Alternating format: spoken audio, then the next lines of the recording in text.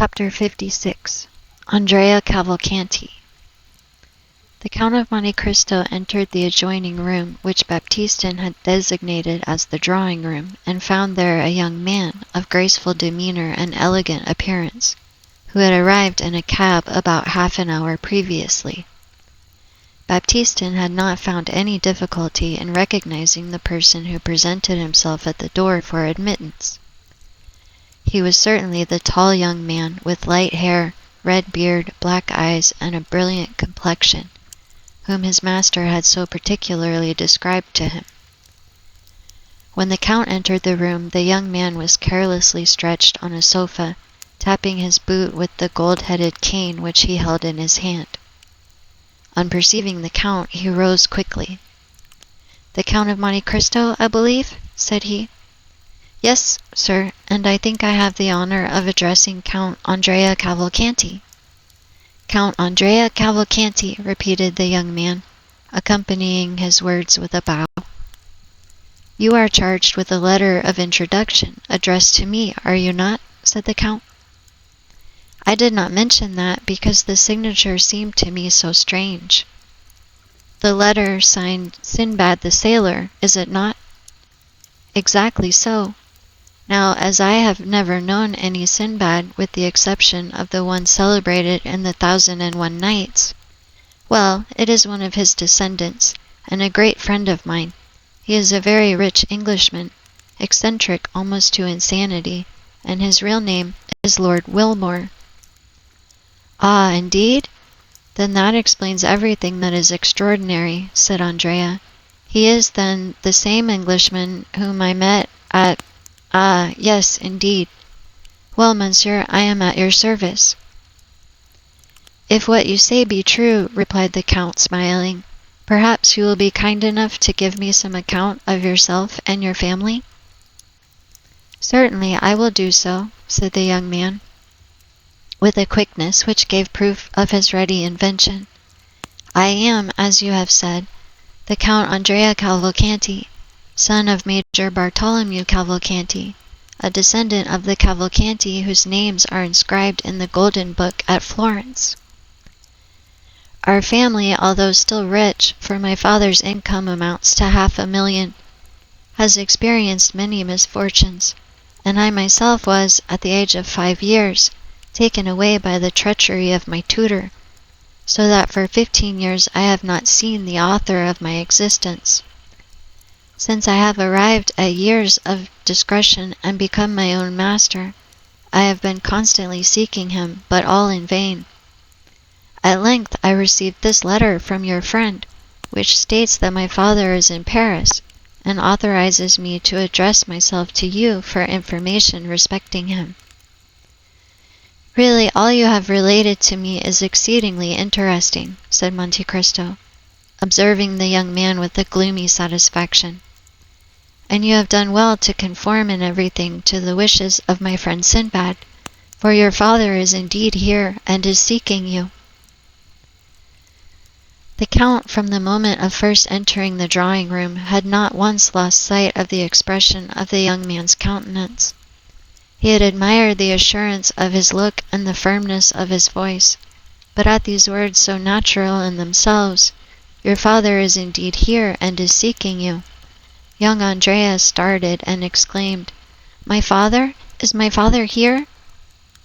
"Most undoubtedly," replied Monte Cristo. "Your father, Major Bartolomeo Cavalcanti." The expression of terror which, for the moment, had overspread the features of the young man had now disappeared. "Ah, yes, that is the name, certainly, Major Bartolomeo Cavalcanti. And you really mean to say, monsieur, that my dear father is here?" "Yes, sir, and I can even add that I have only just left his company. The history which he related to me of his lost son touched me to the quick. Indeed, his griefs, hopes, and fears on that subject might furnish material for a most touching and pathetic poem. At length he one day received a letter, stating that the abductors of his son now offered to restore him, or at least to give notice where he might be found, on condition of receiving a large sum of money by way of ransom, Your father did not hesitate an instant, and the sum was sent to the frontier at Piedmont, with a passport signed for Italy. You were in the south of France, I think." "Yes," replied Andrea with an embarrassed air. "I was in the south of France." "A carriage was to await you at Nice?" "Precisely so, and it conveyed me from Nice to Genoa, from Genoa to Turin, from Turin to Chambéry, from Chambéry to Pont de Beauvoisin, and from Pont de Beauvoisin to Paris." "Indeed. Then your father ought to have met with you on the road, for it is exactly the same route which he himself took, and that is how we have been able to trace your journey to this place." "But," said Andrea, "if my father had met me, I doubt if he would have recognized me. I must be somewhat altered since he last saw me."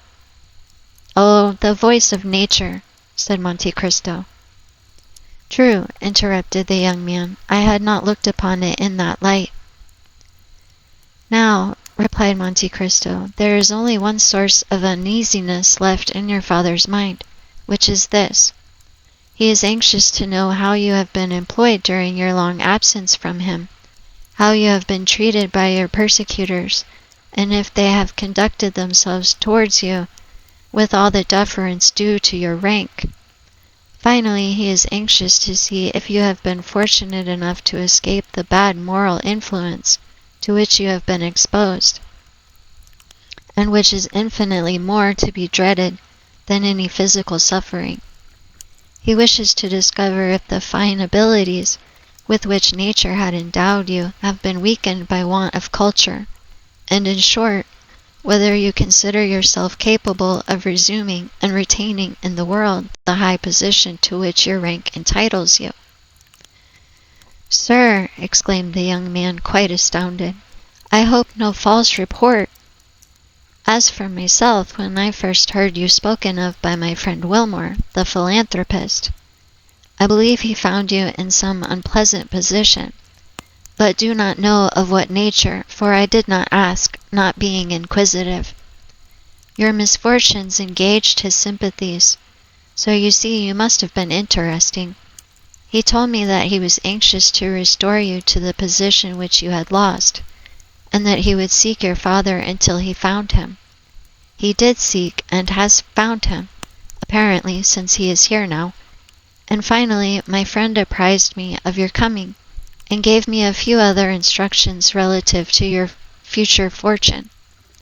I am quite aware that my friend Wilmore is peculiar, but he is sincere, and as rich as a gold mine.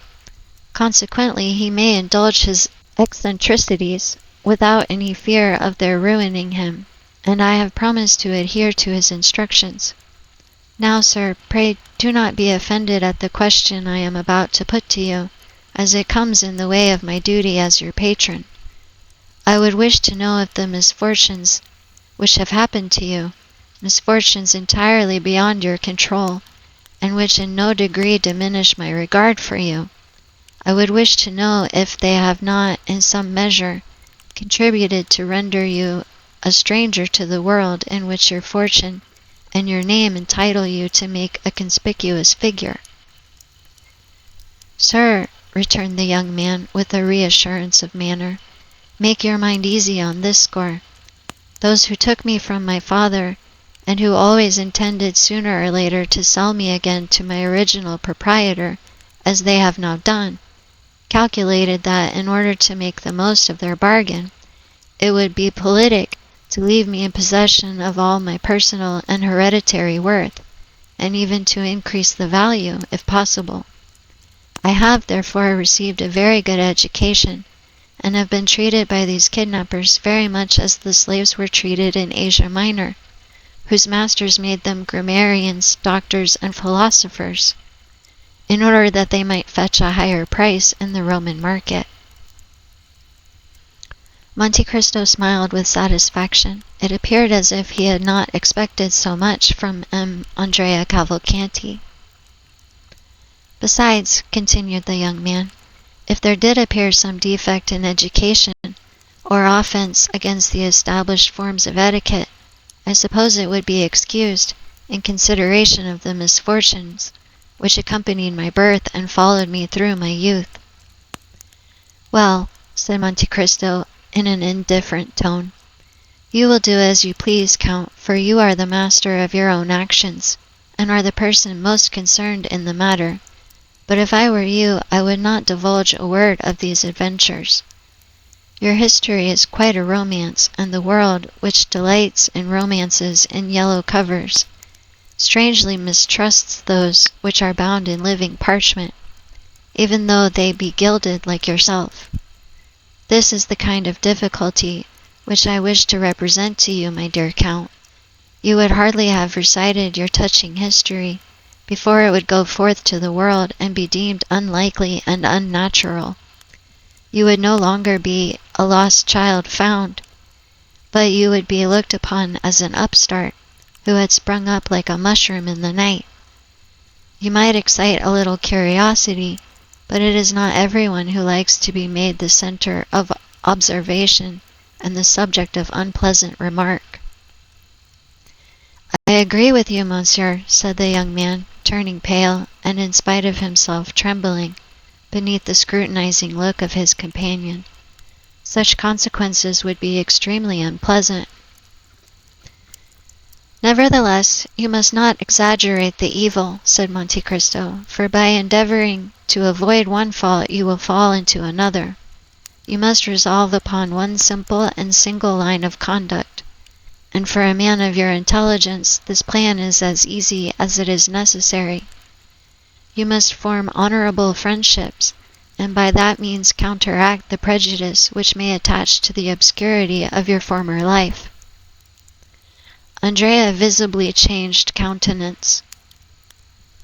"I would offer myself as your surety and friendly adviser," said Monte Cristo, "did I not possess a moral distrust of my best friends, and a sort of inclination to lead others to doubt them too. Therefore, in departing from this rule, I should, as the actors say, be playing a part quite out of my line, and should therefore run the risk of being hissed, which would be an act of folly." "However, your Excellency," said Andrea, "in consideration of Lord Wilmore, by whom I was recommended to you—" "Yes, certainly," interrupted Monte Cristo, "but Lord Wilmore did not omit to inform me, my dear Andrea, that the season of your youth was rather a stormy one." "Ah," said the count, watching Andrea's countenance, "I do not demand any confession from you. It is precisely to avoid that necessity that your father was sent for from Lucca. You shall soon see him. He is a little stiff and pompous in his manner, and he is disfigured by his uniform. But when it becomes known that he has been for 18 years in the Austrian service, all that will be pardoned. We are not generally very severe with the Austrians. In short, you will find your father a very presentable person, I assure you." "Ah, sir, you have given me confidence. It is so long since we were separated that I have not the least remembrance of him. And besides, you know that in the eyes of the world a large fortune covers all defects." "He is a millionaire. His income is 500,000 francs." "Then," said the young man with anxiety, "I shall be sure to be placed in an agreeable position."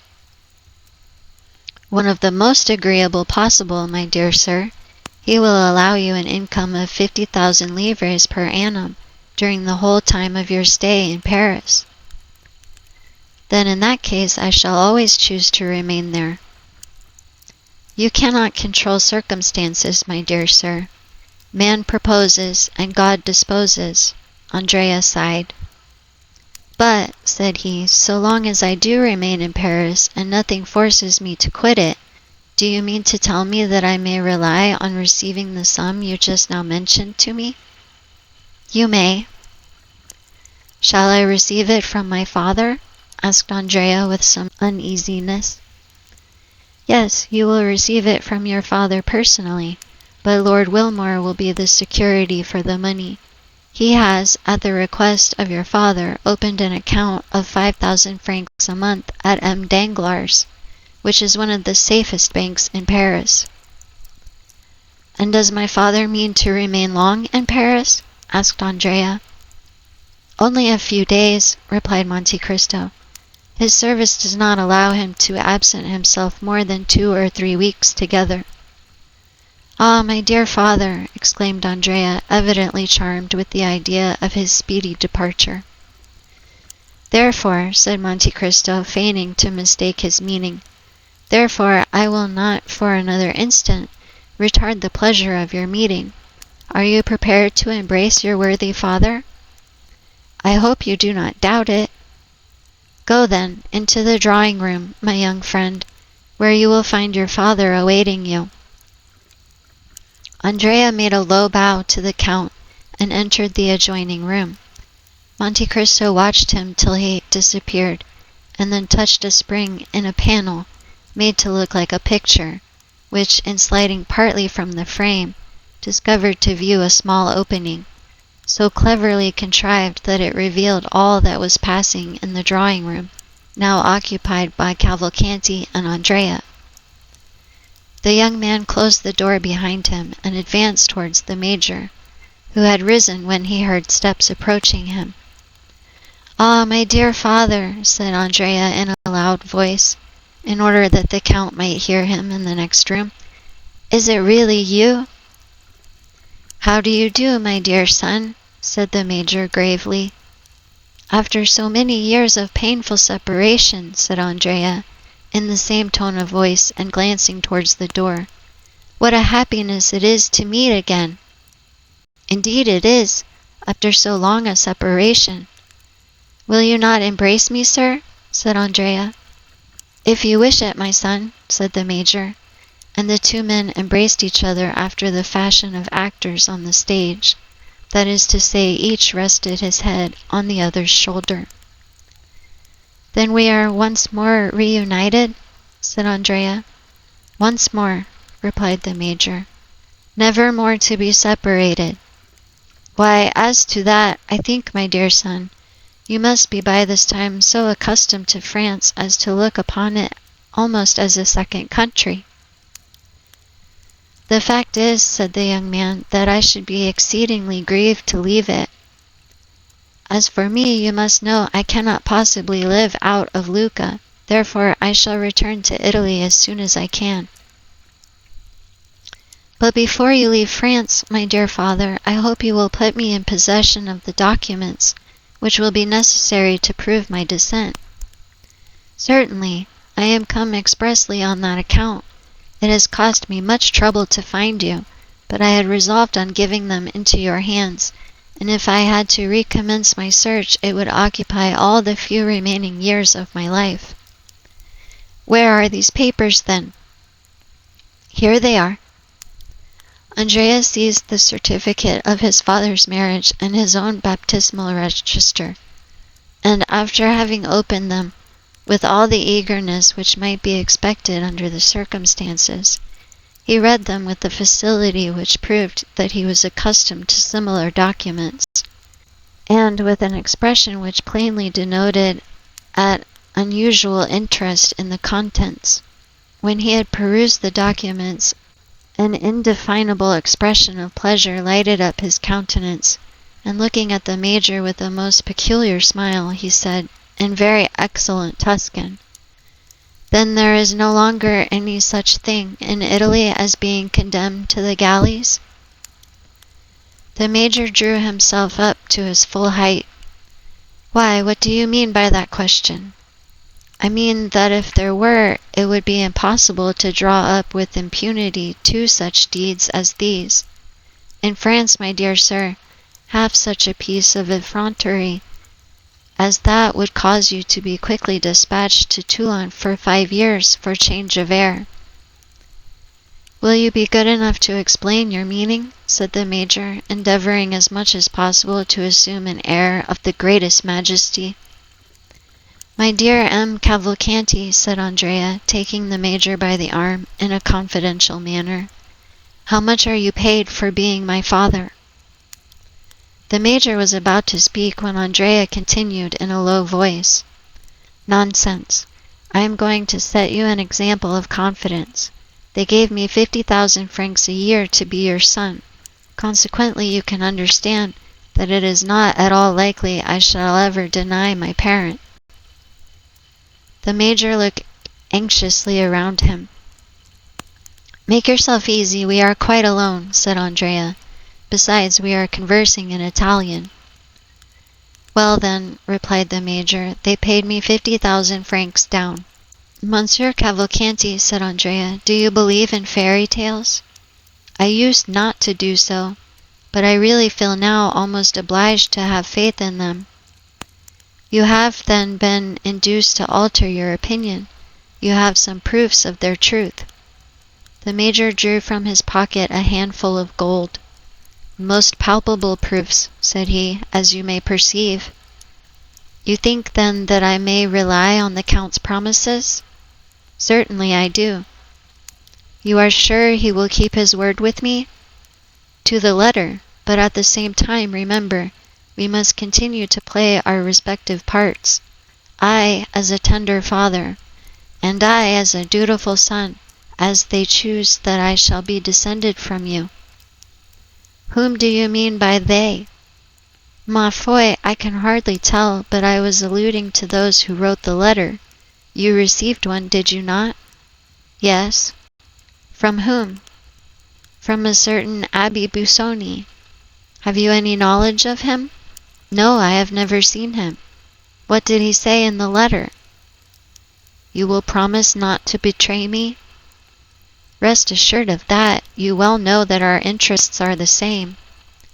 "Then read for yourself." And the major gave a letter into the young man's hand. Andrea read in a low voice: "You are poor. A miserable old age awaits you. Would you like to become rich, or at least independent? Set out immediately for Paris and demand of the Count of Monte Cristo, Avenue des Champs-Élysées, number 30, the son whom you had by the Marchesa Corsinari, and who was taken from you at 5 years of age. This son is named Andrea Cavalcanti. In order that you may not doubt the kind intention of the writer of this letter, you will find enclosed an order for 2,400 francs, payable in Florence at Signor Gozzi's. Also a letter of introduction to the Count of Monte Cristo, on whom I give you a draft of 48,000 francs. Remember to go to the Count on the 26th May, at 7 o'clock in the evening. Signed, Abbé Busoni." "It is the same." "What do you mean?" said the major. "I was going to say that I received a letter almost to the same effect." "You?" "Yes." "From the Abbé Busoni?" "No." "From whom, then?" "From an Englishman called Lord Wilmore, who takes the name of Sinbad the Sailor." "And of whom you have no more knowledge than I of the Abbé Busoni?" "You are mistaken. There I am ahead of you." "You have seen him, then?" "Yes, once." "Where?" "Ah, that is just what I cannot tell you. If I did, I should make you as wise as myself, which it is not my intention to do." "And what did the letter contain?" "Read it." "You are poor, and your future prospects are dark and gloomy. Do you wish for a name? Should you like to be rich and your own master?" "Parbleu!" said the young man. Was it possible there could be two answers to such a question? "Take the post-chaise, which you will find waiting at the Porte de Gennes. As you enter Nice, pass through Turin, Chambéry, and Pont de Beauvoisin. Go to the Count of Monte Cristo, Avenue des Champs-Élysées, on the 26th of May at 7 o'clock in the evening, and demand of him your father. You are the son of Marchese Cavalcanti and the Marchesa Olivia Corsinari. The Marquise will give you some papers which will certify this fact and authorize you to appear under that name in the Parisian world. As to your rank, an annual income of 50,000 livres will enable you to support it admirably. I enclose a draft for 5,000 livres, payable on M. Ferrea, banker at Nice, and also a letter of introduction to the Count of Monte Cristo, whom I have directed to supply all your wants. Sinbad the sailor. Humph, said the Major. Very good. You have seen the Count, you say? I have only just left him. And has he conformed to all that the letter specified? He has. Do you understand it? Not in the least. There is a dupe somewhere. At all events, it is neither you nor I. Certainly not. Well then. Why, it does not much concern us. Do you think it does? No, I agree with you there. We must play the game to the end, and consent to be blindfolded. Ah, you shall see. I promise you I will sustain my part to admiration. I never once doubted your doing so. Monte Cristo chose this moment for re-entering the drawing-room. On hearing the sound of his footsteps, the two men threw themselves in each other's arms, and while they were in the midst of this embrace, the Count entered. Well, Marquis, said Monte Cristo, you appear to be in no way disappointed in the son whom your good fortune has restored to you? Ah, your Excellency, I am overwhelmed with delight. And what are your feelings? Said Monte Cristo, turning to the young man. As for me, my heart is overflowing with happiness. Happy father, happy son, said the Count. There is only one thing which grieves me, observed the mayor, and that is the necessity for my leaving Paris so soon. Ah, my dear M. Cavalcanti, I trust you will not leave before I have had the honor of presenting you to some of my friends. I am at your service, sir, replied the Major. Now, sir, said Monte Cristo, addressing Andrea, make your confession. To whom? Tell M. Cavalcanti something of the state of your finances. Ma foi, monsieur, you have touched upon a tender chord. Do you hear what he says, Major? Certainly I do. But do you understand? I do. Your son says he requires money. Well, what would you have me do? Said the Major. You should furnish him with some, of course, replied Monte Cristo. I? Yes, you, said the Count, at the same time advancing towards Andrea and slipping a packet of bank notes into the young man's hand. What is this? It is from your father. From my father? Yes, did you not tell him just now that you wanted money? Well then, he deputes me to give you this. Am I to consider this as part of my income on account? No, it is for the first expenses of your settling in Paris. Ah, how good my dear father is! Silence, said Monte Cristo. He does not wish you to know that it comes from him. I fully appreciate his delicacy, said Andrea, cramming the notes hastily into his pocket. And now, gentlemen, I wish you good morning, said Monte Cristo. And when shall we have the honor of seeing you again, your Excellency? Asked Cavalcanti. Ah, said Andrea, when may we hope for that pleasure? On Saturday, if you will. Yes, let me see, Saturday. I am to dine at my country house at Auteuil on that day, Rue de la Fontaine, number 28. Several persons are inviting, and among others M. Danglars, your banker. I will introduce you to him, for it will be necessary he should know you, as he is to pay your money. Full dress? Said the Major half aloud. Oh, yes, certainly, said the Count. Uniform, cross, knee breeches. And how shall I be dressed? Demanded Andrea. Oh, very simply. Black trousers, patent leather boots, white waistcoat, either a black or blue coat, and a long cravat. Go to Blin or Veronique for your clothes. Baptistin will tell you where if you do not know their address. The less pretension there is in your attire, the better will be the effect, as you are a rich man. If you mean to buy any horses, get them at Devido, and if you purchase a phaeton, go to Baptiste for it. At what hour shall we come? Asked the young man. About 6:30. "We will be with you at that time," said the Major. The two Cavalcanti bowed to the Count and left the house. Monte Cristo went to the window and saw them crossing the street, arm in arm. "There go two miscreants," he said.